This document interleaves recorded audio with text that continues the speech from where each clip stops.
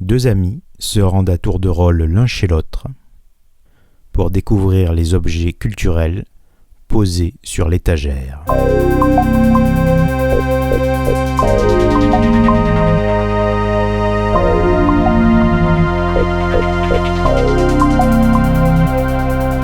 J'ai l'impression d'être dans une espèce de futur sonore, quoi. Et de là encore, tu vois, cette mégapole qui s'étendrait, qui serait une ville géante de milliers de kilomètres. C'est comme un plan de métro, sauf que là, chaque nom de station serait un nom de groupe. Ouais. Parce qu'il semble étiré sur la longueur, comme tu dis. Ou alors, surtout sur les jambes. Les jambes et flou. Bah alors là, tout est flou, tout est en noir et blanc. Ils sont tellement bons qu'ils en oublient d'être presque un peu mauvais ou d'essayer de chercher un truc. Ouais, ça peut être une bouillie quand même. Ça peut, je pense, être une bouillie sévère.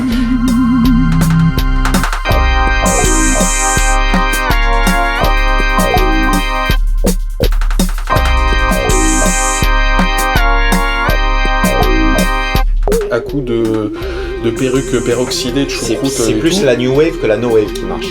Mais on commence à avoir des espèces de paysages sonores un peu monstrueux qui commencent à se mettre en place. Après, oui, j'ai encore écouté pas mal Goût, mais même après Goût, j'ai perdu le goût.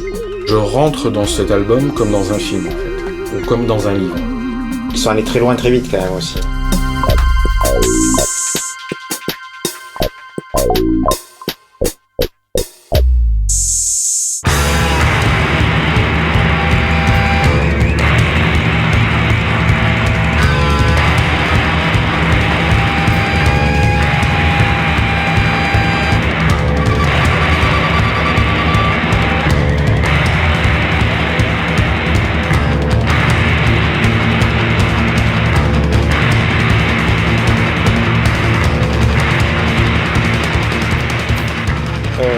Pour l'instant, on est devant ta discothèque, dans ton salon.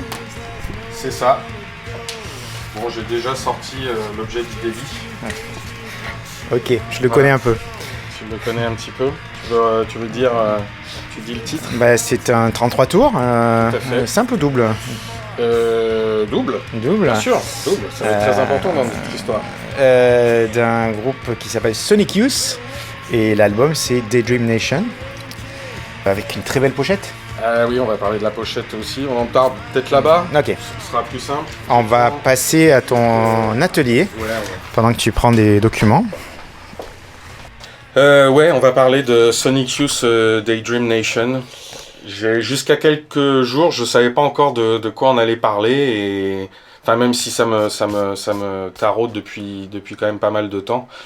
Et je sais pas pourquoi j'ai eu une espèce d'envie un peu épidermique de parler de cet album qui effectivement est très important pour moi. Donc je pense qu'on peut commencer par l'objet en lui-même parce qu'il est... Il est très beau. Il est très beau. Ça fait partie, je vais être honnête, c'est toujours on a déjà parlé ici, des vieux débats entre les supports physiques, surtout entre CD et vinyle, des questions de son et tout. Mais alors moi qui possède l'album en CD, j'avoue que la version vinyle, la pochette est vraiment une des très belles pochettes de l'histoire du rock. Alors c'est vrai que c'est un tableau. Ouais. Alors je sais pas si c'est le tableau en entier ou c'est une partie, mais d'un peintre allemand qui s'appelle Gerhard Richter. Alors j'ai pas fait trop de recherche, ouais, parce que j'ai envie de garder un côté très frais sur cet album et comment je vais en parler parce que c'est l'un des trucs très importants pour moi, enfin qui va découler, je pense, de notre discussion. Mais Gerhard Richter est un peintre du XXe siècle. J'ai juste appris récemment qu'il est désormais, depuis 2012, avec la vente de l'un de ses tableaux, le peintre vivant qui vend le plus cher. Enfin, l'un de ses tableaux est très coté, très à la maintenant est très très très coté. Alors, il faut vite décrire quand même, voilà, parce que c'est ça la chose, c'est que c'est une bougie. Ouais. Une simple bougie. Allumée.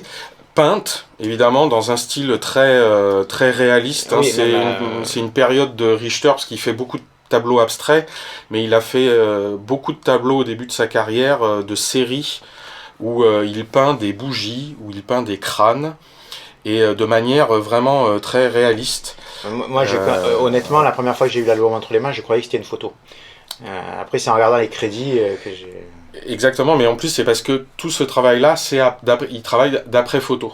Et effectivement, tout son but, c'est de retrouver une espèce de réalisme presque photographique par la peinture, ce qui peut paraître un petit peu paradoxal. Mais on a vraiment la sensation d'une peinture, enfin, ou en tout cas d'une photo très réaliste, mais d'un effet en peinture qui amène... Mais quand on le voit amène comme ça la en même grand chose. format, au format du vinyle, on voit que c'est une peinture. Et c'est d'autant plus beau en fait, parce que c'est très simple. Voilà, très simple. Voilà.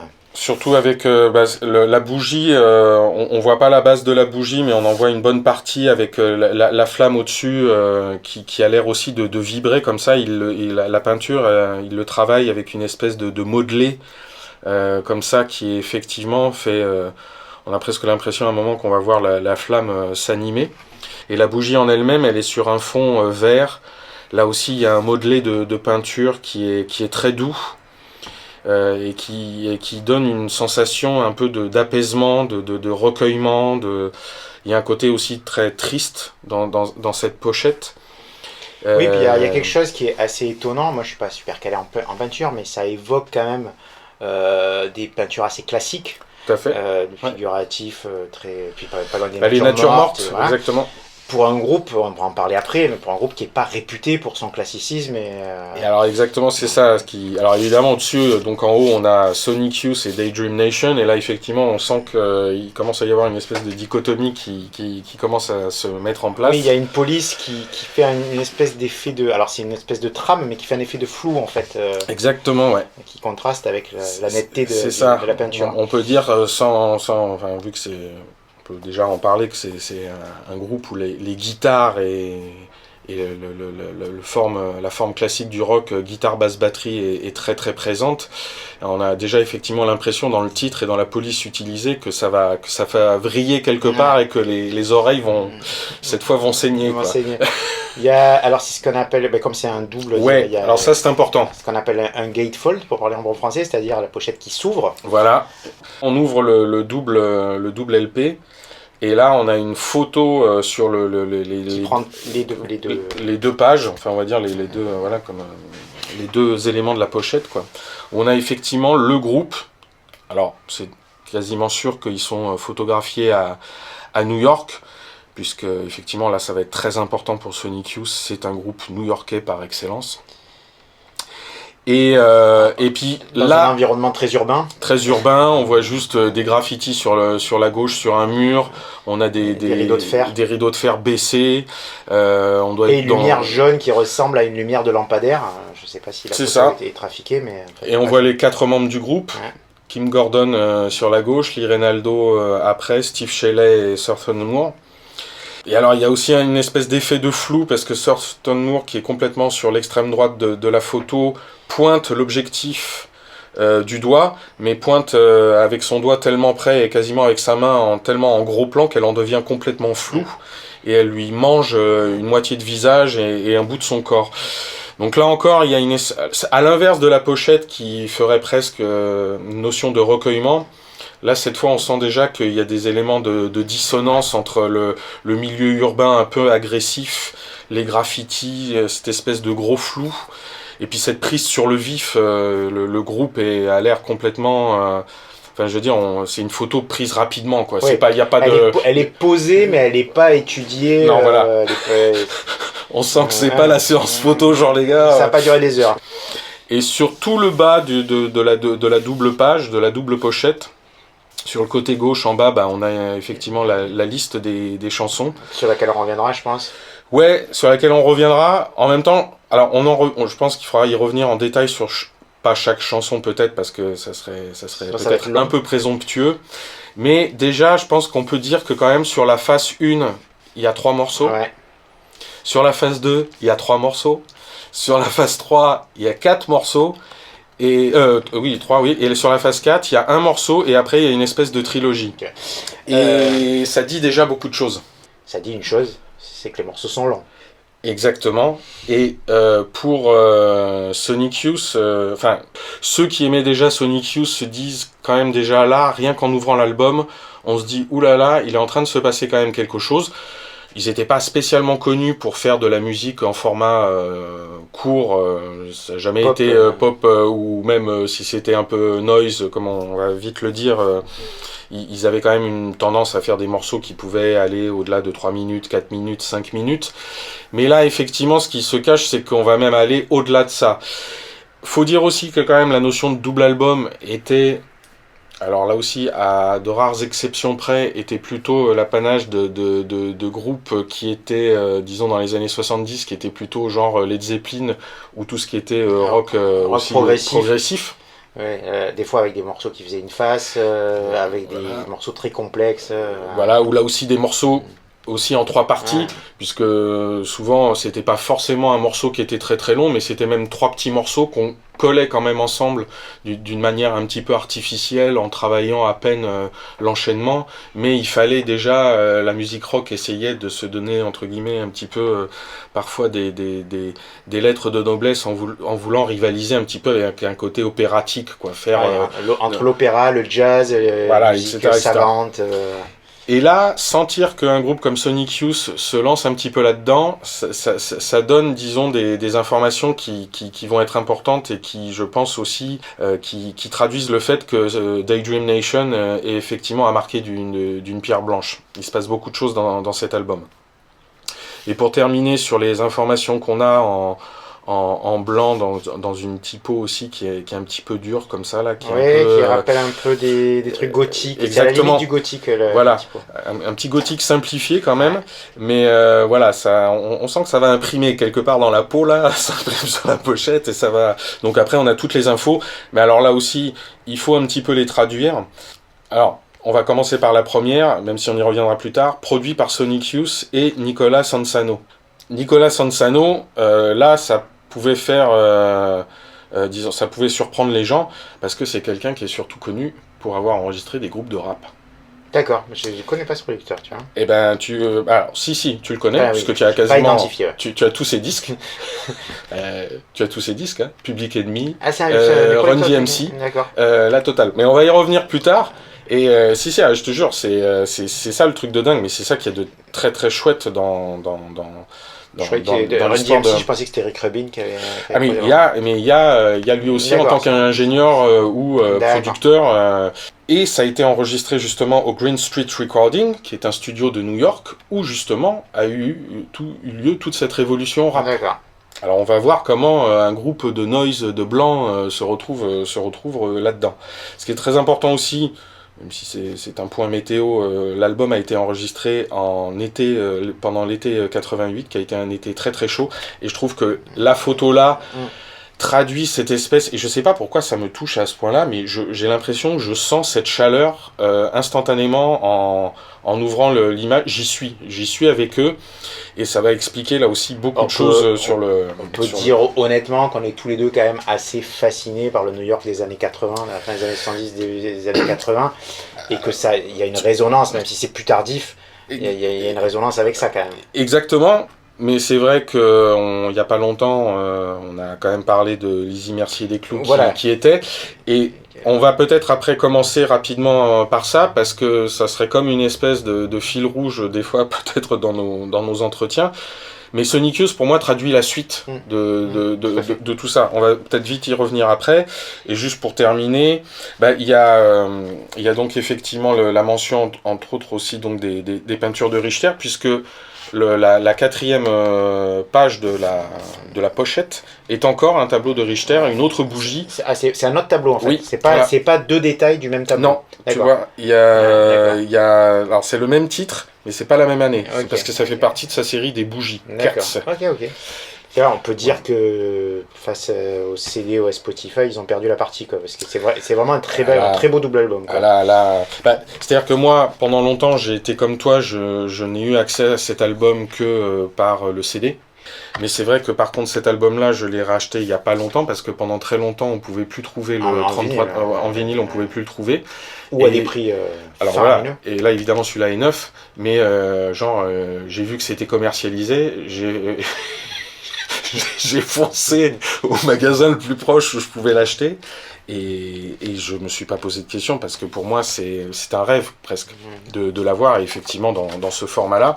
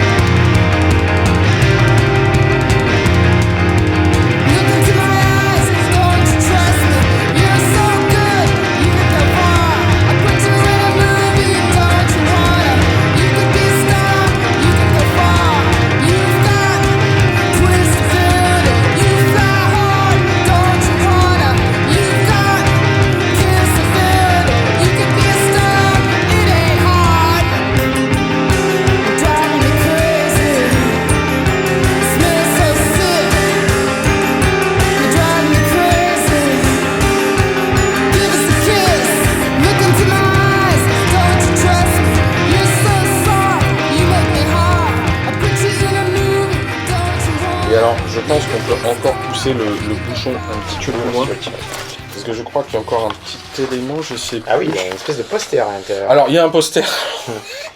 Ce genre de choses que j'adore aussi. Donc là, nous avons encore le groupe. Et là, c'est un poster plutôt en longueur. Et alors là, c'est clair, tout le monde est flou. Il y a un effet sur la photo, je pense. Ils sont un peu. Ah oui. Voilà, ils sont dans un miroir déformant. C'est possible. Aussi. Un de ces miroirs qu'on trouve dans les foires. Voilà. Parce qu'ils semblent étirés sur la longueur, comme tu dis. Ouais, alors, surtout sur les jambes. C'est les jambes et flou. Donc bah alors là, tout est flou, tout est en noir et blanc. Là, c'est vraiment la photo type presque prise à l'arrache. Non, je voulais sortir les disques parce que tu as. Là encore, ça, sur chaque face. Ouais, il y a un symbole. Voilà, il y a un symbole. Il y a 4 symboles, hein, donc, puisqu'on a un double album de faces à chaque fois. Et effectivement, le groupe est 4. Donc chaque symbole est pour l'un des membres du groupe. D'accord. Et tu sais comment c'est attribué, ça? Comment tu l'as su? Alors, c'est de notoriété publique. C'était juste pour eux. Ils voulaient un peu se foutre de la gueule, justement, de Led Zeppelin et tout ça. Puisque c'est le genre de symbole qu'on retrouvait dans les. Tu sais, notamment l'album 4 où il y a Stairway to Heaven. Et aussi, il y a beaucoup de groupes type ELP, les groupes de rock progressif, qui aimaient bien ce côté cryptique de mettre des codes pour, voilà, dans leur pochette et tout. Le fait que ça soit un double album, il y avait vraiment, à de rares exceptions près, mais on va en parler, ils avaient des copains dans toute cette vague indépendante du rock américain, dans cette scène hardcore, noise, expérimentale, dont on va parler. Il y a des groupes qui, au même moment ou un petit peu avant, ont fait justement la tentative du double album. Je pense justement à deux exemples importants. Le groupe Husker Du, avec le double album Zen Arcade, qui est juste quelques années avant, qui est sur le label SST, dont on va parler rapidement aussi, parce que ça c'est très important. Et il n'y a pas longtemps, j'ai redécouvert voilà, ce groupe dont on va parler aussi, puisqu'à un moment, le chanteur du groupe Minutemen intervient sur le double album de Sonic Youth. Et aussi, Minutemen est connu pour ce fameux double album, c'est Double Nickels on the Dime. Bon, je sais pas, peut-être on peut faire un rapide survol de l'histoire mais très rapide, de Sonic Youth. Alors c'est pour ça que j'ai sorti aussi cet autre petit objet. Ouais, qui a attiré mon œil tout de suite, puisque celui-là je ne le connais pas. Ça nous permet de faire le lien entre, si tu veux, justement on parlait de Lizzy Mercier-Desclous, la scène No Wave. Ouais, on en a parlé déjà dans un précédent épisode, donc on vous renvoie à l'épisode sur les Immersiers des clous. Exactement. C'est vrai qu'il y a eu déjà cette deuxième mi-temps des années 70 où à New York a commencé à bourgeonner le punk américain et punk new-yorkais, et que ça s'est très vite un petit peu aussi transformé en No Wave. Et alors justement, voici un livre qui s'appelle No Wave, Post-Punk Underground New York, 1976-1980. Et qui est signé Thurston Moore, donc un des guitaristes de Sonic Youth, dont nous parlons aujourd'hui, et Baron Coley. Alors là, j'ai pas du tout fait de recherche, mais je crois qu'il y a un crédit. Mais ça, c'est un genre de livre. Tu le connais pas, ce livre? Pas du tout. Je le découvre. Alors j'ai acheté ça une fois à Paris. C'était en plus pas loin des Halles, là où à un moment a vécu Lizzy Mercier-Desclous. Bon, c'était plus les Halles de son époque, hein, évidemment, parce que là c'était plutôt les années 2000. Et tu sais, dans ces bouquins, où les grossistes de bouquins, où pas les livres tout à 2 euros, mais où tu as des piles de livres où ils font des ventes... qui sont en fait des trucs neufs, mais tout à fait, déstockés un peu, voilà, exactement. Oui, il y en a de moins en moins de ces magasins, c'était vraiment génial en fait. Et voilà, surtout quand tu tombes sur ce genre de choses. Ah mais carrément, et là, si tu veux, j'ai dit ni une ni deux, c'est parti mon kiki. Donc ça commence très rapidement. En fait, même dès la 4e page, on a tout compris. Il y a une espèce de tableau généalogique. Ouais, on dirait un plan du métro, mais pas du tout. En fait, ce sont des lignes qui se croisent avec des noms de groupes qui sont reliés les uns aux autres. En fait, c'est comme tu as dit, c'est comme un plan de métro, sauf que là, chaque nom de station serait un nom de groupe. Ouais. Et c'est là où effectivement on va reconnaître des noms, les gynécologistes, Mars, DNA, il y a... les Lounge Lizards. Voilà, Teenage Jesus, le Glen Branca Ensemble qui va être important dans 5 minutes. Parce qu'on va essayer, puis surtout je voulais les Lounge Lizards aussi, voilà, qui ont été... Ah pardon, excuse-moi. Mais et puis des tas de groupes on connaît pas aussi. Bon, et alors après c'est un superbe livre format italien. Ouais. Avec énormément de photos noir et blanc de toute cette scène-là. C'est un livre en anglais ? C'est un livre en anglais, ouais. Okay. Et tout le monde témoigne. Donc tu as l'impression d'y être. Okay. Alors c'est un livre qui pour moi a eu énormément d'influence. L'une de mes BD est née de ce livre. Et alors là il y a des tonnes de photos, il y a des reproductions de posters de concerts. C'est tout simplement génial. Enfin puis moi je trouve ça très très émouvant. On est vraiment dedans, puisque la scène No Wave se caractérise par des gens qui ont vraiment essayé d'expérimenter à fond. Ouais. Le rock, on en avait déjà parlé. Qui ont vendu peu de disques à l'époque, il faut être honnête. C'était un courant un peu souterrain, on peut le dire. Voilà. Enfin bon, voilà, il y a plein de photos. Puis les textes sont super. C'est vraiment une chronique quasiment presque au jour le jour ou au mois le mois de tous ces groupes qui se connaissent d'une certaine manière. C'est une chronique de tous les clubs du Lower East Side qui avaient. Enfin, c'est génial, quoi. Et il y a un index, des clubs justement, le Mud Club, le Arctic Space. Voilà, bon, parce que c'est important. C'est aussi des groupes qui se sont développés grâce aux petits lieux où ils ont pu jouer, ces petits clubs new-yorkais. Et alors ce livre, donc, qui est signé par un des membres de Sonic Youth, il date de quelle année ?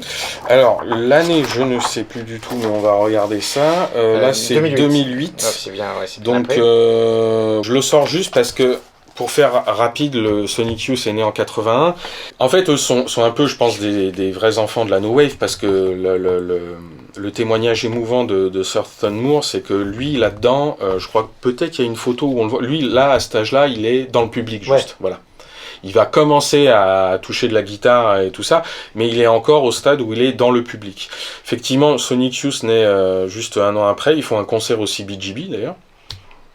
Mais leur premier EP... après, donc quoi, 81 Ouais, 81, le 14 janvier d'ailleurs. Et en fait, leur premier EP, qui date de 82 et qui s'appelle Sonic Youth, est produit par Glen Branca. D'accord. Qui est justement l'un des membres très actifs de cette scène-là, et qui avait un petit côté gourou, mais dans le sens bon du terme, qui était vraiment même un metteur en scène de musique. C'est quelqu'un qui pouvait sur scène mettre par exemple 18 guitares qui jouaient avec un son dronique un peu, jouer une seule note, ou alors faire en sorte commencer à désaccorder les guitares au fur et à mesure. Enfin voilà, il y avait un côté effectivement très expérimental. C'est partie de la veine la plus expérimentale de... Exactement. Et alors bizarrement, au final, le premier EP sonne très dans le ton. Il n'y a pas tellement de son de dissonance. On peut conseiller, si vous voulez y aller par étapes, de commencer par celui-là, parce que ça, c'est pas forcément très agressif. Il y a 5 ou 6 titres, et c'est quand même très intéressant parce qu'il y a déjà les marques de fabrique de Sonic Youth. Il y a évidemment quand même un petit travail sur les guitares, mais alors qui va être beaucoup plus extrême par la suite. Et puis surtout, il y a déjà plusieurs chanteurs. Le groupe est dans cette mouvance new-yorkaise où ça continue quand même à bouger, même si officiellement la No Wave a un petit peu disparu. On va passer rapidement, ils ont un autre album qui s'appelle après Confusion is Sex. À l'époque, on fait beaucoup de EP ou des petits 45 tours comme ça avec des petits tirages. Faut dire aussi rapidement qu'au début, au niveau du poste batterie, ça va quand même beaucoup bouger aussi. Ouais. La vraie formule, avec tout ce qu'on a dit, il y a quand même depuis le début Thurston Moore, Kim Gordon et Lee Ranaldo. Et ce que j'appelle le vrai batteur de Sonic Youth, même si ceux d'avant, Richard Edson et Bob Bert, amènent déjà évidemment une patte, mais c'est Steve Shelley, c'est l'arrivée de Steve Shelley après l'album Bad Moon Rising, qui vraiment fait comme on dit en bon français, le classique line-up. Et le son Sonic Youth Et définitif. le son définitif, parce qu'effectivement, je pense qu'au niveau son jeu de batterie va vraiment aussi un petit peu changer la donne à ce moment-là, quoi. Tu sais comment ces gens se sont rencontrés Non, là pas, à part que c'est le milieu de New York et qu'ils sont tous de là et puis ils ont tous déjà eu des petits groupes avant et ça se chapote, ça se rencontre, ça s'échange, donc c'est vraiment le milieu new-yorkais dans toute son effervescence qui finit par créer des groupes comme ça, quoi. Et je pense qu'après il y a pour arriver quand même rapidement à Daydream Nation, il y a effectivement 2 albums pour moi qui sont quand même très importants, dont un que j'ai en cassette ici, que j'ai sorti. Mais c'est donc en 85, ils ont quand même déjà Bad Moon Rising. Il n'y a pas encore Steve Shelley à la batterie, il va arriver après sur la tournée qui va suivre. Mais c'est surtout les albums, pour moi, Evil et Sister, 86 et 87, où là, effectivement, peut-être que la formule Sonic Youth commence à se mettre en place. Et en plus, ils sont sur le label SST, mais c'est un label qui a été créé par Greg Ginn, qui fait partie du groupe Black Flag. Voilà. Un des monuments du punk américain. Exactement. Il y aura quand même dessus aussi Husker Du, il y a les Minutemen, et effectivement, avec Evil et Sister, je pense qu'on peut dire qu'il y a une espèce de formule, même si c'est peut-être pas la meilleure expression, parce que chez eux, ça reste toujours une musique quand même très vivante, mais il y a quand même des éléments qui commencent à se mettre en place. C'est quand même un groupe où, grosso modo, il peut y avoir 3 chanteurs dedans. Il y a quand même Thurston Moore, Kim Gordon et Lee Ranaldo qui peuvent chanter, donc ça c'est quand même aussi assez rare, mais je pense que c'est un élément important à donner.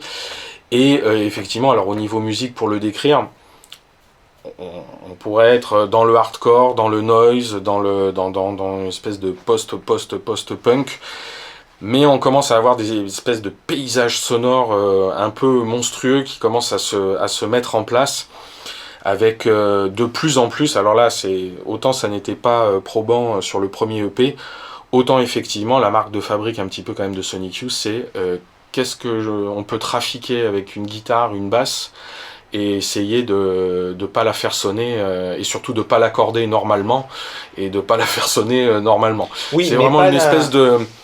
mais ils sont pas dans la négligence du punk ou tout ça, c'est-à-dire que c'est vraiment des gens qui cherchent quelque chose, quoi. C'est-à-dire qu'ils sont, voilà, c'est comme ce que tu avais dit sur la No Wave. Ouais. C'est des gens, et c'est pour ça qu'ils sont les enfants de ça, je pense un petit peu, enfin, ou même ils continuent à porter ce drapeau-là. C'est qu'effectivement, c'est des gens qui continuent de chercher. Et effectivement, au milieu de ça, il peut y avoir quand même des chansons qui s'écrivent, il peut y avoir parfois des refrains ou des couplets et tout. Mais quand on s'embarque dans un album de Sonic Youth, on peut se dire qu'à tout moment, tout peut déraper, tout peut partir dans une autre direction. On est tout le temps surpris, quoi.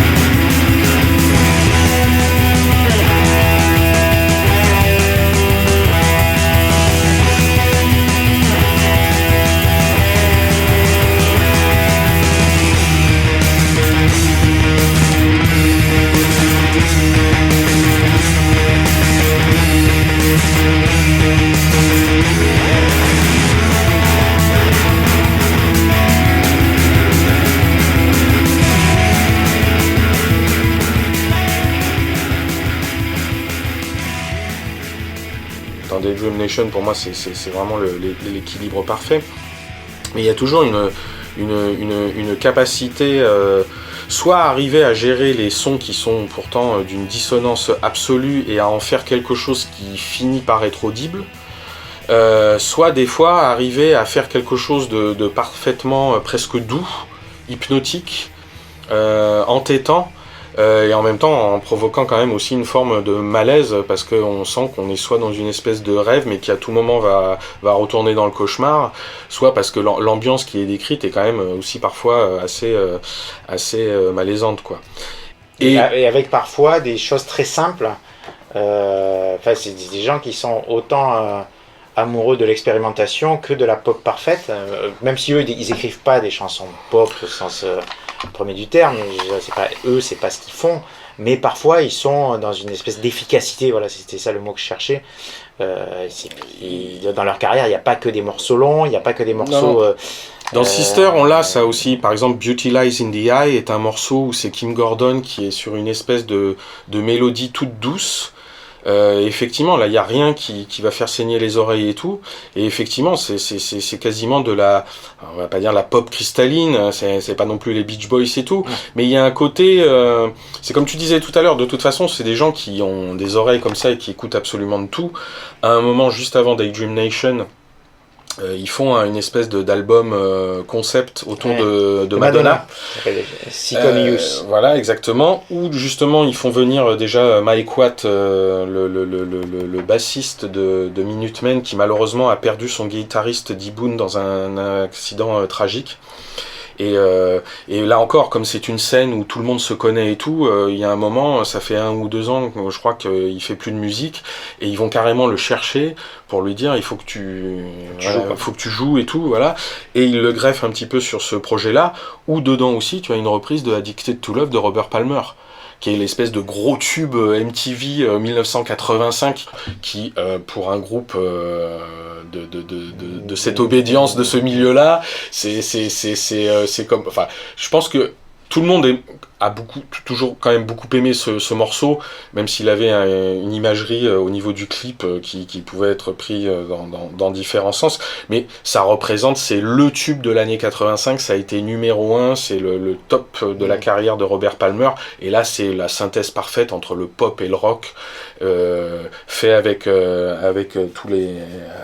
gens entre autres de Chic, et une partie de Duran Duran, pour dire l'espèce de mélange totalement improbable, mais c'est ça qui est génial, c'est qu'en fait je pense qu'effectivement dans la scène américaine les gens n'ont pas peur non plus d'aller, comme tu disais tout à l'heure, un petit peu d'avoir de multiples influences. L'influence Madonna a été beaucoup plus voulue, même si elle symbolisait encore plus le côté pop qu'eux n'aimaient pas spécialement, je pense, mais Madonna a fait partie de la scène new-yorkaise aussi à ses débuts. Elle a traîné là-bas, voilà. C'est-à-dire qu'elle était exactement. La mouvance, elle était avec Basquiat, je crois. Oui, voilà. Ça a été une new-yorkaise branchée de la fin des années 80. Elle s'est dit à un moment, bon, moi je vais m'orienter dans les morceaux pop, dance, machin, mais effectivement elle avait par contre une crédibilité de la rue que personne ne pouvait lui enlever, quoi. Il faut quand même que voilà, c'est leur culture, je pense. Et ils arrivent quand même à en nourrir même leurs propres travaux, quoi. Et toi, alors, tu tombes sur ce disque comment? Enfin, est-ce que... C'est par un ami en commun, enfin une connaissance en commun qu'on a, un de nos amis, c'est toi, qui me fait une compilation. Et je me souviens, je lui avais dit « Ah, attends, t'as le 45 tours de XTC, Making Plank for Nigels. Ah ouais, mais moi, comment ça ?» Et puis j'ai vu qu'il y avait un autre morceau que j'aimais bien. Je lui dis « Ah ouais, tu me mets ça, puis le reste, je te laisse faire. » Et là, il me met des morceaux de Sonic Youth dessus, quoi. Et en plus des morceaux de l'album Daydream Nation, dont le premier, Teenage Riot. Et ma première rencontre avec Sonic Youth, c'est comme ça. Et c'est vrai que c'est quand même c'est un gros choc pour moi. Teenage Riot, c'est un morceau très puissant. D'ailleurs, je pense qu'on va l'écouter. C'est un morceau qui est très puissant, qui pour le coup, en plus, est capable de séduire des gens qui sont pas du tout dans les musiques plus expérimentales et tout ça, parce qu'il est efficace, quoi. Tout à fait. Il est quand même long. Il y a eu une version single, puisque ça a été l'un des rares singles de cet album. De toute façon, c'est le morceau qui ouvre l'album. Et Teenage Riot, la révolte adolescente, voilà, il a une espèce de thème qui est un peu une figure normale du rock, qui revient. Mais subitement, quand on voit effectivement le traitement sonore, comme tu dis, il y a quand même une mélodie très accrocheuse, il y a un riff très accrocheur. Et en même temps, il y a tout Sonic Youth dedans. Oui, parce qu'on a l'impression qu'il y a des cascades de sons qui nous dégringolent dessus. Exactement. Et puis, on sent le morceau est quand même long. Il est long, mais on sent l'urgence aussi du thème. Voilà. Même si on parle pas anglais, en fait, ça fait partie de ces chansons où t'as pas besoin de comprendre ce que raconte le texte pour en avoir l'essence, quoi. C'est ça. Moi, c'est un truc que j'adore dans la pop, et si on aime ces musiques-là, le rock, la pop et tout, c'est que parfois, oui, c'est dans des langues qui sont pas les nôtres, et on est un peu confus sur le sens que ça peut avoir. Mais en fait, si c'est cohérent, si c'est pour moi, un vrai morceau puis on n'est pas dupe, on comprend. Voilà. Moi, c'était sur des cassettes, il n'y avait pas le texte avec, et la manière qu'ils ont de chanter dans Sonic Youth n'est pas une espèce de truc très forcément très les voix sont un peu des fois mixées en dessous. Comme tu dis, il y a des cascades de sons, donc des fois je veux dire quand ça doit frotter, ça frotte. Donc je veux dire, même si je maîtrisais un petit peu l'anglais, on n'est pas là à écouter tout, mais effectivement on comprend très bien de quoi il est question. Et on comprend aussi, surtout je crois que moi, c'est ça qui m'a fait l'effet Sonic Youth, c'est que j'avais subitement l'impression de redécouvrir un peu le rock aussi, quoi. C'était peut-être 4-5 ans après la sortie de l'album. Ça prenait une dimension où je me disais, ah ouais, il y a peut-être quand même en fait un ou deux chapitres là que j'avais pas suivi et qu'il va falloir vite que je me remette à la page, quoi. Et c'est vrai que cet album-là, pour moi, c'est le chef-d'œuvre, quoi. C'est que même si les albums Evil et Sister étaient effectivement très très très bons, tout le monde leur disait quand même que leur côté abrasif qu'ils avaient en concert, ils n'avaient pas encore réussi à le capter sur disque. Et Daydream Nation, ça va être ça.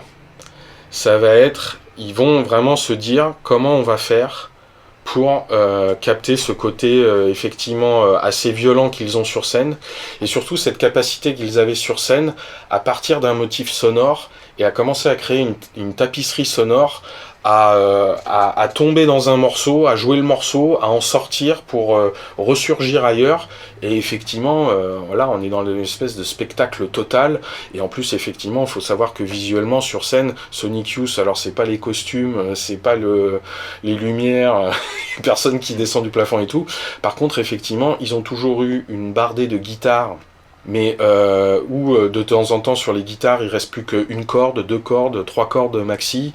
On coince des objets dans les guitares, on tape dessus avec des baguettes de batterie. L'instrument devient une espèce de toile de peintre aussi, devient une espèce de table pour travailler dessus et pour on écorche les guitares, on les éventre, on fait tout avec, tant et si bien que des fois ils avaient une guitare pour un morceau, quoi.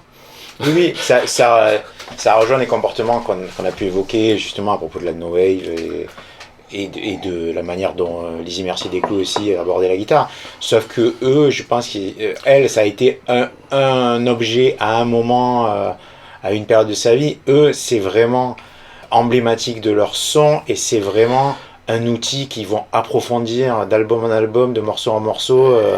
Ils vont essayer de faire tout ce qu'on peut faire avec une guitare, sauf ce que les autres ont déjà fait 1000 fois, quoi. Voilà, et surtout, obtenir à la fin des morceaux quand même. Encore une fois, c'est alors où commence un morceau, où finit-il? Est-ce que c'est une chanson, un morceau, un mouvement? Oui, des fois ça n'a pas la structure classique. Voilà. Il y en a qui sont très atmosphériques, mais ça reste quand même cohérent, notamment là-dedans.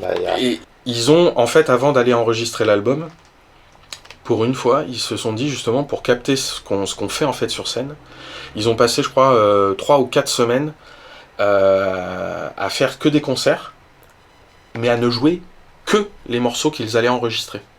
Tous leurs nouveaux morceaux, ils les ont testés pendant 3-4 semaines en live dans les différents clubs, surtout de New York et tout. Ils n'avaient pas fait une espèce de tournée officielle puisqu'il n'y avait pas encore l'album. Mais ils voulaient justement, c'était leur répétition à eux, pour que effectivement ensuite, une fois aller en studio, faire quasiment presque du live, même si évidemment ils vont rajouter des pistes et tout. Et c'est là où effectivement la rencontre avec Nicolas Sansano est totalement improbable et totalement parfaite. Alors je sais plus pourquoi ils en arrivent à le rencontrer lui. Je crois que c'est par quelqu'un du label qui dit quand même allez le voir et tout, parce que ce qu'il fait avec les rappeurs, et en fait ça a parlé à tout le monde qu'il y avait effectivement cette urgence dans les même dès les premiers évidemment Public Enemy et tout, mais il y avait une espèce d'urgence dans le rap, de côté brut. Sansano a dit mais pourquoi vous venez me voir hein? Et lui bon il a dit moi je fais ça, il leur a mis Public Enemy et les autres leur ont dit mais oui on veut ça. Mais quelque part ça il y a quelque chose de cohérent dans le sens où avec Public Enemy alors je savais pas que c'était lui le responsable du son, mais Public Enemy il y a une espèce d'architecture du chaos quand même parce que c'est tellement gavé de samples et d'interventions des MC que quand on écoute vraiment les morceaux là, de leur grosse période de Fear of the Black Planet ou l'album juste après là, ou juste avant, je sais plus, tu te dis, pour arriver à faire un morceau cohérent avec autant de sources sonores qui sont un peu contradictoires et échapper à une confusion totale, il faut quand même un producteur qui a l'oreille, quoi. Et moi c'est une piste, j'en sais rien. Et parce que Sonic Youth, c'est un magma sonore. Il fallait retrouver cette espèce de cohérence qu'il y a quand même dedans, que seuls étaient capables de faire, notamment en live. Ils étaient capables à la fois, effectivement, d'avoir des repères, certainement, dans leurs morceaux. Ils écrivent des morceaux, mais ils sont aussi capables, par leur entraînement, par leur tournée permanente, de jouer avec ça, de la même façon que les jazzmen partaient d'un thème précis et puis étaient capables de dire bah tiens ce soir ça a duré 15 minutes, on était sur le thème pendant 15 minutes et puis demain ça sera que 7 minutes et puis le troisième ça sera 20 minutes parce qu'effectivement on a des repères, on a une matière peut-être harmonique, même si chez eux l'harmonie c'était pas le truc le plus fixe, mais ils avaient une capacité de créer la musique de manière vivante. Si tu fais pas attention, je pense qu'avec Sonic Youth, tu peux très vite, si tu mets pas les bons potards au bon endroit, le bon mix, ouais, ça peut être une bouillie quand même. Ça peut, je pense, être une bouillie sévère. Et moi, c'est là où ce Daydream Nation m'hypnotise à chaque fois, c'est que je rentre dans cet album comme dans un film, en fait. C'est comme dans un livre. Et c'est pour ça qu'il est très important pour moi, parce que je pense que je suis même pas sûr qu'après ça soit la même chose, et je suis pas sûr qu'avant ça soit la même chose non plus. C'est pour ça que celui-là pour moi est vraiment particulier, parce qu'il y a une espèce de fil rouge tout au long de cet album, de manière de l'enregistrer, de son qui n'était pas avant et que je ne suis pas sûr qu'on retrouvera après. Et qui pour moi c'est la quintessence de ce son-là et de ce groupe-là.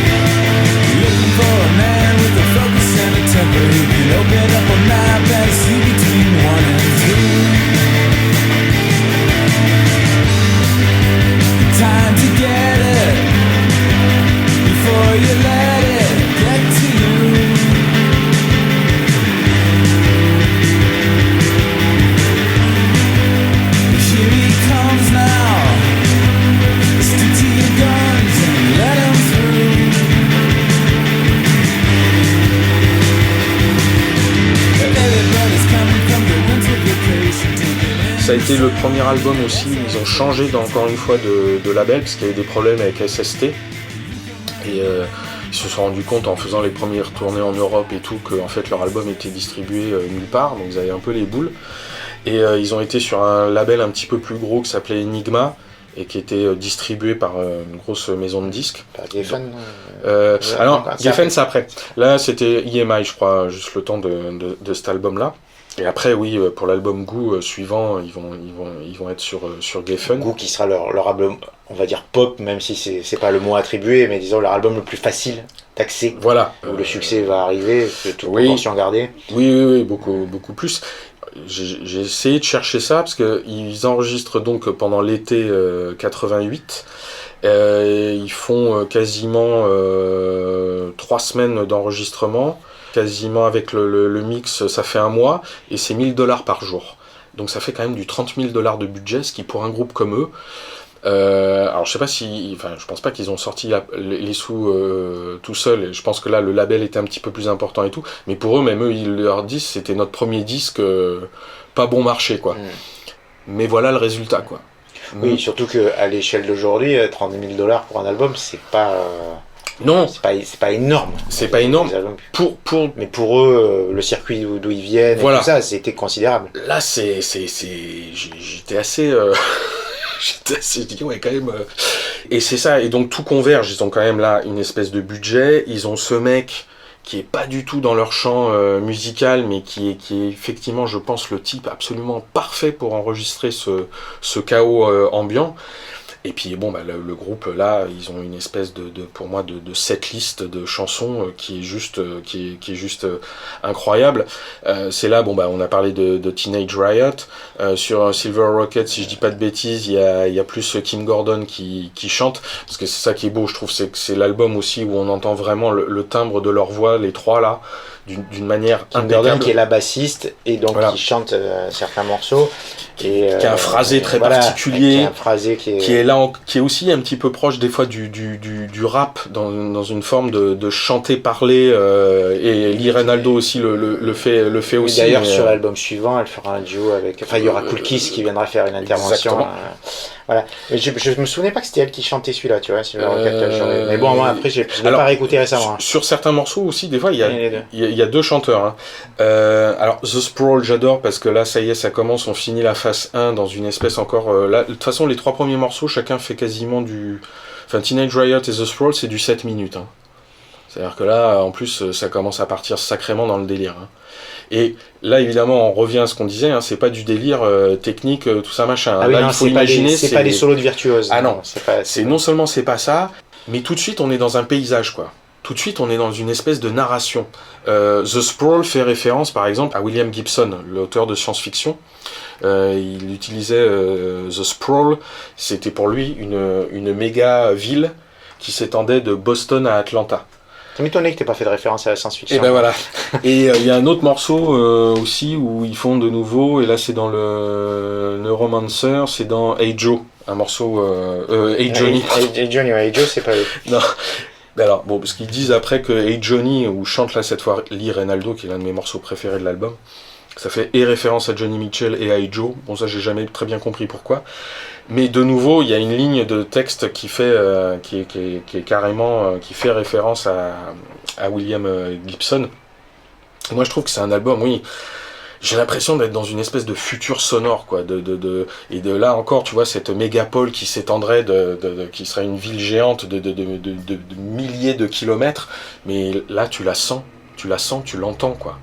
Et il y a une espèce ils arrivent à, et ça rejoint leur pochette avec Richter, c'est pour moi, ils font de la peinture, quoi. Ils font de la peinture sonore. Et de face en face, ça n'est que ça, quoi. Peut-être Providence, qui est un des morceaux atmosphériques, enfin je sais pas comment le décrire en fait, il est tellement... Totalement, alors celui-là est très cinématographique aussi, enfin... Alors là, c'est une bombe. Alors là, morceau très court, à l'inverse, qui fait quasiment que 2 minutes. Thurston Moore enregistre un piano avec un Walkman. Ils te foutent une espèce d'ampli pivet bien vieux, bien crade, et qu'ils ont fait chauffer toute la journée, genre l'ampli il est à 2 doigts d'exploser dans le studio. Donc ils enregistrent une espèce de crachat sonore. Ouais, on dirait, c'est entre la pluie et le feu de bois, Oui, mais... ou en même temps aussi, moi j'entends comme une espèce de presque de, tu sais, de cadavre d'avion qui se décomposerait, qui a explosé, et dessus t'as la voix, de nouveau, de notre ami Mike Watt, du groupe Minutemen, Ouais. et qui appelait Thurston Moore dans une cabine téléphonique, et qui, voilà, ils ont gardé sa voix, et le collage de tout ça, ça te fait effectivement une espèce de morceau, tu ne sais pas ce que tu es en train d'écouter. Et alors effectivement, en plein milieu de l'album, c'est sur la phase 3, et c'est après le morceau Hey Johnny dont on a parlé, qui est une espèce de cavalcade urbaine, là aussi, avec Lil Reynaldo. Moi je trouve qu'il a un phrasé aussi qui est très atypique, il a une voix un peu sérieuse comme ça, et il arrive à faire des trucs rythmiques aussi. D'ailleurs c'est dans ce morceau-là où il y a des références au film Chelsea Girls de Warhol. Non, c'est Eric Street, qui est aussi le morceau où chante Lil Reynaldo, parmi les trois. Mais c'est ça, en plus, tu as plein de petites références, que tu les connaisses ou pas, c'est pas grave, mais en fait, tu sens que l'album, il est complètement nourri de plein de choses, et il le faisait déjà avant, mais là, avec le songwriting, le niveau auquel ils sont arrivés, la maîtrise de leur son, et les capacités qu'ils ont à enregistrer tout ça, ça donne un truc de fou. Alors bon, c'est important ce que tu dis, parce que si je peux me permettre, pas un bémol, mais un peu de perspective, tu dis qu'ils intègrent plein de références et c'est pas important qu'on les ait ou pas, par contre elle fabrique le morceau, et pour moi ça va être un peu la limite du groupe, enfin, ou en tout cas un moment où pour moi ils vont devenir un peu moins intéressants, parce qu'ils ont été taxés de groupe arty, un peu, voilà, le côté branchouille, à faire des morceaux conceptuels, machin et tout, mais ça passe très très bien, c'est-à-dire que comme tu décris très bien, tu rentres dans l'album, tu te poses pas trop ces questions, en fait tu rentres ou tu rentres pas, si tu n'aimes pas, si tu n'adhères pas, mais en tout cas tu te poses pas ces questions, et il y a un moment, alors c'est sans snobisme, mais un moment où ils vont commencer à avoir du succès, à faire vraiment partie d'une nouvelle scène, où ils vont être une référence pour beaucoup de gens, et où ils vont un peu s'auto-caricaturer. Je trouve qu'il va y avoir des morceaux qui vont être d'abord dans la redite de choses qu'ils ont déjà faites, et puis où on va voir un peu les effets. Et moi je trouve que c'est dommage, et puis c'est pas, il y a souvent des choses à récupérer quand même sur la plupart de leurs albums, mais c'est un peu l'âge d'or là. Ah, pour moi totalement. Alors il est vrai que quand même cet album va être ils ont changé de label à ce moment-là, ils ont eu quand même un budget conséquent, ils ont complètement changé leur technique et tout, et donc c'est pour ça que c'est vrai que pour moi c'est le sommet, mais c'est quand même un album qui va énormément marcher. Tu avais raison tout à l'heure de dire que c'est vraiment Goo qui va entériner une bonne fois pour toutes, qui va enfoncer définitivement le clou d'une espèce de visibilité un peu plus importante, mais l'album qui fait tout, c'est celui-là. Parce que Goo, il y a des singles qui marchent. Celui-là, je sais pas. Non, celui-là, au niveau single, mais au niveau vente, ça marche. L'album est quand même dans le classement final des années, c'est numéro 2 chez Rolling Stone. Numéro 2. Je sais pas si tu vois, c'est-à-dire qu'avant, après... oui, la revue Rolling Stone, c'est dans le grand public quand même. Voilà, c'est pas dans le il faut comprendre aussi qu'en même temps, tu vois, tu as des groupes comme R.E.M. qui arrivent, ils en sont à Document, ils vont avoir un numéro 1 avec The One I Love, R.E.M. Donc, l'Amérique aussi se cherche, parce que ils sortent quand même, là aussi, il faut dire, on parle souvent, nous, de No Wave, de tout ça, machin, mais comme on a dit tout à l'heure, c'est des gens quand même qui vendaient quand même pas... ils vendent des disques, ouais. Ceux qui sont en tête des charts et tout, il y a quand même eu de nouveau la nouvelle invasion anglaise, tout le début des années 80, les charts américains sont quand même grosso modo squattés par énormément d'anglais à coups de synthé, à coups de perruques peroxydées, de choucroute. C'est plus la new wave que la no wave qui marche. Exactement, voilà. Et évidemment, ça ne va pas durer longtemps, on parle vraiment du début des années 80, et l'Amérique aussi se cherche un peu ses nouveaux héros de nouveau chez elle. Et effectivement, il va falloir qu'elle aille aller les chercher dans les petits labels indépendants.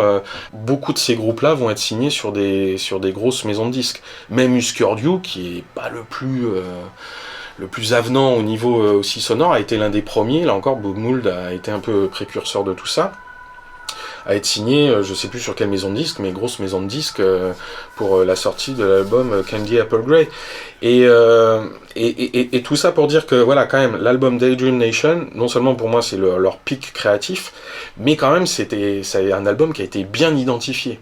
Et je pense que bon, c'est mérité parce que pour moi il y a une concordance de tout ce qu'il faut et de tout ce qu'il fallait faire et qui est super bien fait. Là, je conseille aux gens, s'ils veulent écouter aussi un morceau qui est un peu plus normal, mais qui dégage un truc très avenant, le morceau Candle avec Thurston Moore, comment il chante dessus. Je dirais pas que c'est une chanson pop, mais enfin bon, c'est presque de la pop version Sonic Youth, avec des bons dérapages contrôlés, mais il y a une espèce là aussi de comme tu disais tout à l'heure sur Teenage Riot, de choses qui t'entraînent. Là, ils arrivent des fois avec très peu de choses, même avec un son ingrat, ils sont capables d'attirer les gens, et c'est ça qui est fort aussi. Après, ils vont te mettre la race, mais c'est très très bien. Et ça se termine quand même sur une espèce de trilogie. Donc The Wonder, Hyperstation et Eliminator Junior, hein. Donc Eliminator Junior, Eliminator, ça fait référence quand même aux ZZ Top, hein, qui étaient en tête des charts. D'accord. C'était le titre de leur album. Oui, puis de leur bagnole, je crois. Et aussi certainement de la bagnole, qui est emblématique. Alors là, du rock texan, et là ils avaient commencé à mettre des boîtes à rythme. Un peu hard, un mélange de hard et bluesy. Et boîtes à rythme à l'époque. Hein. Et évidemment, ils tournaient beaucoup avec le groupe Dinosaur Junior. Donc ça te donne à la fin Eliminator Junior. Voilà. C'est un peu comme tout à l'heure, Hey Johnny, le mélange de Hey Joe et de Johnny Mitchell peut-être. Mitchell, et là c'est le mélange de... Et ça te donne aussi bien, voilà, ouais, c'est une espèce de, là encore, je pense c'est les collages surréalistes en fait. Et c'est vrai que ça rejoint aussi leur musique. Et il y a aussi leurs références, dont tu parlais tout à l'heure, qui appartiennent aussi bien à la peinture qu'au cinéma. Ils ont des morceaux en hommage, notamment aux stars hollywoodiennes, enfin... Et puis avec aussi tout un univers de faits divers. Il y a des références dans certains morceaux à des psychopathes. Enfin, c'est vraiment des gens qui vont pas faire la chanson traditionnelle et pas forcément où le texte va pas être mis en avant, mais où par contre c'est très suggestif. Les textes sont très très évocateurs. Après, je pense que ça arrive dans n'importe quel pays. Les artistes servent à ça aussi un peu, mais enfin là, le pays est encore dans le reaganisme, tout ça. Donc évidemment, eux, ils incarnent un peu tout ce que cette société-là ne veut pas voir. Et c'est un peu le white trash aussi. Donc c'est un peu la quintessence des petits blancs qui non, ne vont pas jouer le jeu ni de la future Silicon Valley, ni des yuppies américains. Non, c'est un peu les tâcherons, ça fait partie de ces groupes qui vont être adoptés par les skaters aussi, voilà. Notamment à New York. Et comme tu dis surtout, ils vont être aussi voilà l'espèce de réservoir et de caisse de résonance de toute la culture américaine dans un sens très très large, comme tu disais, la culture pop de Charles Manson, trucs sordides, à la culture skate, où enfin tout est mélangé et nourrit leur travail en permanence, quoi.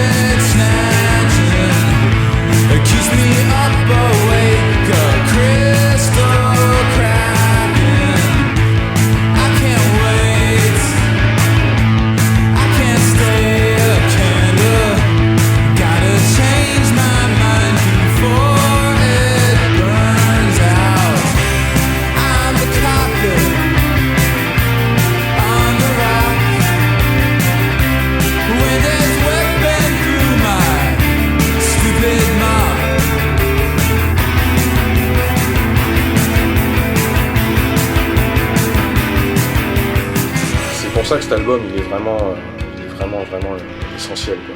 Parce qu'il arrive à traduire tout ça. à la fois à récupérer tout ce passé dont on vient de parler là, mais aussi, comme je faisais référence au thème de science-fiction, pour moi, il y a une espèce de vraiment de futur de la musique. Alors, peut-être qu'ils ont perdu, comme tu as dit tout à l'heure, à un moment, mais je me dis, de toute façon, il y a un moment, qu'est-ce que tu peux faire, tu vois? Oui, puis ils sont allés très loin très vite quand même aussi. Oui, voilà, et puis, comme tu dis, c'est qu'à un moment, je pense que tu peux peut-être pas répéter ça non plus éternellement, et peut-être que pour eux, ça a été plus dur de se renouveler quelque part. Il y a eu des groupes comme les Pixies et puis surtout après Nirvana qui ont... tout le monde a considéré un peu les Sonic Youth comme les papes aussi un petit peu de tout ça parce que c'était... J'allais parler d'héritage, de l'influence, voilà, c'est très clairement, dans la continuité directe, il y a ça. Nirvana, c'est évident. Même si les morceaux sont plus classiques, le son en tout cas... Reich et... Enfin, ça joue entre le producteur Butch Vig et le songwriting aussi de Kurt Cobain. Enfin, bon, voilà, il y a plein de choses qui jouent. Et moi, je dirais même plus loin. Je pense que même dans l'électro, il y a enfin, je pense à quelqu'un en particulier, Aphex Twin, qui est quelqu'un qui a une espèce de bricoleur de sous-sol, qui a inventé ses propres sons et tout. Mais sa manière de construire les morceaux, alors qu'ils sont au niveau sonore qui ressemble pas du tout à Sonic Youth, il y a quand même cette espèce d'architecture du bruit, de la maîtrise de la confusion, qui finalement finit par être cohérente. Enfin, il y a des points communs. Je sais pas, j'ai jamais lu quelque part que Aphex Twin, de toute façon c'est quelqu'un qui parle peu, était influencé par Sonic Youth, mais en tout cas je vois bien une filiation dans la manière de construire qui est pas classique. Enfin moi après, oui j'ai encore écouté pas mal Goût, mais même après Goût, j'ai perdu le goût juste. J'aime bien beaucoup plus Evil que même Sister. Parce qu'il y a vraiment déjà des très très bons morceaux. Oui, Evil, c'est pas un brouillon, mais c'est un peu l'annonce de ça quand même. Voilà, mais moi cet album, c'est plus qu'un album. Que même après tant d'écoutes, ça me surprend. Ça marche encore. Tu l'écoutes encore. Ah oui, oui. Moi aussi. Ah oui, puis bon, voilà, on en parlait du travail. Pas tous les jours, mais... Non, pas tous les jours. Mais ça, c'est un album fréquent, voilà. Oui, c'est un album qui s'écoute par contre, c'est-à-dire que c'est pas un album que tu mets Enfin, moi, c'est pas un album que je mets en fond sonore, honnêtement. Alors, moi, je me le mets quand même pour des séances de travail. Oui, j'étais sûr qu'elle allait dire ça. mais alors, t'as raison, enfin, moi, je suis d'accord avec toi, c'est-à-dire, soit même à un moment, j'arrive quand même à travailler, c'est-à-dire à dessiner, voilà, c'est le seul truc que je peux faire avec. Au bout d'un moment, même je dessine plus et effectivement je l'écoute. Ouais. Voilà. Mais il m'aide énormément à travailler quand même. C'est un album, par exemple, voilà, j'adore quand même me dire, tiens, là, je suis parti pour... j'ai 1 heure et demie devant moi, je me le mets, je peux bosser en même temps, enfin, sur mes dessins, ça ouais. Et tu penses qu'il peut parler à quelqu'un qui a 16-20 ans ? Ouais. Ouais, moi aussi. Ouais. Là, on est d'accord, c'est la révolte. En fait, il est bien de son époque, il n'y a pas de doute là-dessus. Je veux dire, c'est une émanation de cette époque et de cette scène-là. Mais pour moi, c'est un album qui ne bouge pas, dans le sens où il a une telle puissance et une telle cohérence. C'est ça. C'est pas la tendance. C'est pas. Je saurais pas citer de groupe actuel populaire. Je me posais la même question. Il y a pas si longtemps, je traînais à Montpellier quand même dans un milieu. Quand je faisais de la musique. J'ai jamais été aussi, je pense, extrême dans ma musique, mais j'ai traîné dans ce milieu encore un petit peu hardcore et tout. Donc je sais qu'il y a encore pas si longtemps que ça, des gens beaucoup plus jeunes que moi déjà à l'époque étaient quand même encore vachement là-dedans. Mais je me pose quand même la même question, puisque de nouveau depuis 10 ans sont passés et les choses vont tellement vite que voilà, on se dit mais tiens, est-ce qu'aujourd'hui il y a encore ce type de son agressif ? Est-ce que c'est toujours possible de le faire ? Mais effectivement, je sais pas aujourd'hui où en est entre guillemets cette scène-là qui serait uniquement avec une prédominance des guitares et du traitement des guitares, des sons de guitare ou de basse. Et une batterie, parce qu'il faut vite dire le style de Steve Shelley est très bavard, mais là encore, ça ne fait à aucun moment ça. Je veux dire, on pourrait presque pas démonstration. Non, ça pourrait presque être comme du Kiss Moon, mais version, il tape sur tous les fûts, mais ça fait pas du tout. Et pourtant c'est propre, hein. C'est pas envahissant, c'est-à-dire que ça prend pas le dessus. Voilà, c'est ça que je voulais dire. Oui. Et en même temps, ça relance à chaque fois la Ouais, machine. bien sûr. C'est ça qui est génial. Parce qu'en fait, c'est ça qui est super. Non, mais voilà. c'est un groupe qui fonctionne très très bien. C'est-à-dire l'alliance, c'est toujours le secret Ouais. des groupes, mais l'alliance de leur style à tous les quatre, elle est. Oui, bah, tu sens. C'est ça qui est génial. C'est les miracles des groupes de rock en fait. C'est quand ça arrive, quand ça fonctionne comme ça. Et c'est pour ça, parce qu'il n'y a pas longtemps, je voyais des titres de journaux. Oui, où sont passés les groupes ? Parce qu'en fait, je pense que c'est peut-être ça. Une des caractéristiques d'aujourd'hui, avec tous les outils qu'on a, le moyen de produire et le moyen de faire sa promotion et tout, on a quand même une espèce effectivement de prédominance de l'individualité un petit peu sur tout, ou éventuellement s'il y a une espèce d'entité, c'est pas tellement un groupe, mais ou alors oui, il y a des groupes évidemment encore, mais ça reste aussi très c'est beaucoup moins la tendance. très copie, très les gens sont tellement bons, je trouve aussi qu'ils sont tellement bons qu'ils en oublient d'être presque un peu mauvais ou d'essayer de chercher un truc, quoi. Oui, tu vois, l'erreur créatrice. parce que moi je trouve que les gens, oui, c'est trop maîtrisé, quoi. C'est ça techniquement, enfin, voilà, en plus on voit plein de vidéos où, enfin, les gens ils arrêtent pas de te montrer des trucs, tout ça machin et tout. Tu te dis ouais, bon, ok, super, d'accord, mais qu'est-ce que tu fais avec ça? Et j'ai l'impression que ça n'arrive jamais à nos oreilles. Alors j'ai peut-être plus le temps de tout écouter, et c'est certain. Non, mais en tout cas, ce qui est sûr, là voilà. où tu te trompes pas, enfin là où je pense que tout le monde est lucide là-dessus, il y a beaucoup moins de groupes. Ouais. Il y a des fortes personnalités, il y a des individus avec du talent, ça, il n'y a pas de doute. Mais il y a beaucoup moins de groupes. Et alors, il y a peut-être des raisons tout simplement économiques. Aussi, bien sûr. Mais surtout, voilà, est-ce que la manière de faire de la musique maintenant n'est pas plus axée sur l'individu tout seul chez soi, qui peut mettre toute sa maquette en place, qui n'a pas besoin d'un batteur, qui n'a pas besoin d'un musicien. Ou même quand il y a des groupes, il y a beaucoup de super groupes aussi maintenant. Avant, c'était une chose assez rare, mais en fait, maintenant, je vois plein de choses dans plein de styles vraiment différents, où en fait, dedans, il y a 2-3 individualités qui, pendant juste, sur un projet, font un groupe. Plein de groupes, et notamment même de New York, où tu as toujours une scène hyper active, où les mecs sont super bons et tout, mais en fait, ils ont 5 projets en même temps.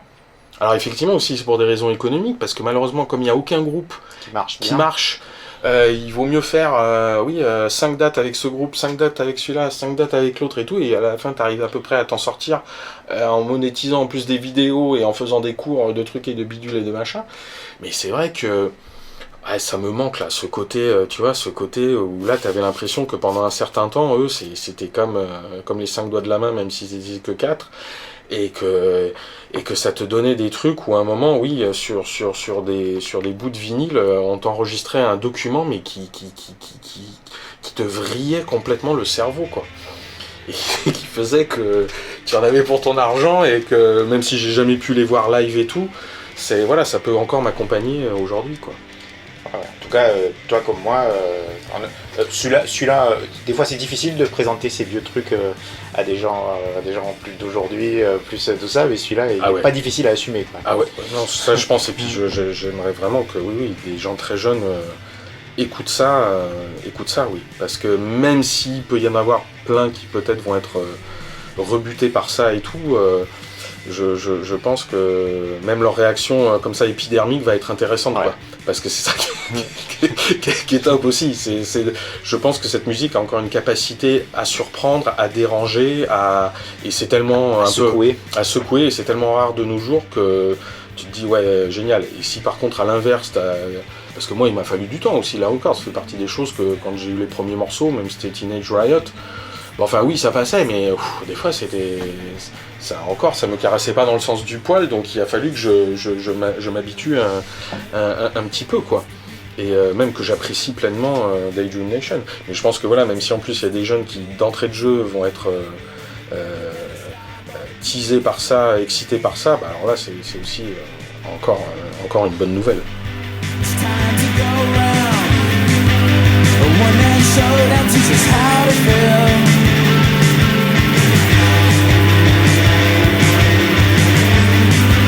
They're off the streets now, and back on the road on the riot trail.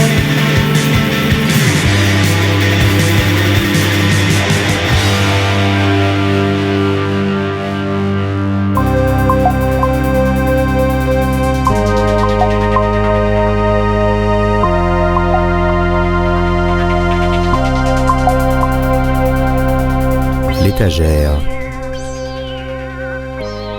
Un podcast de Yann Jouvert et Christophe Bauer. Réalisation Yann Jouvert. La musique du générique est signée Off.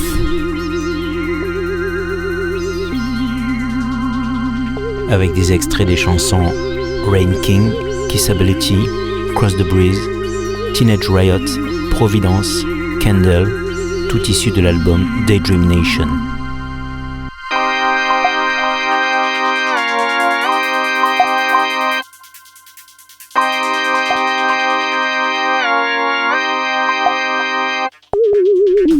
Retrouvez tous les épisodes de l'étagère sur vos plateformes habituelles.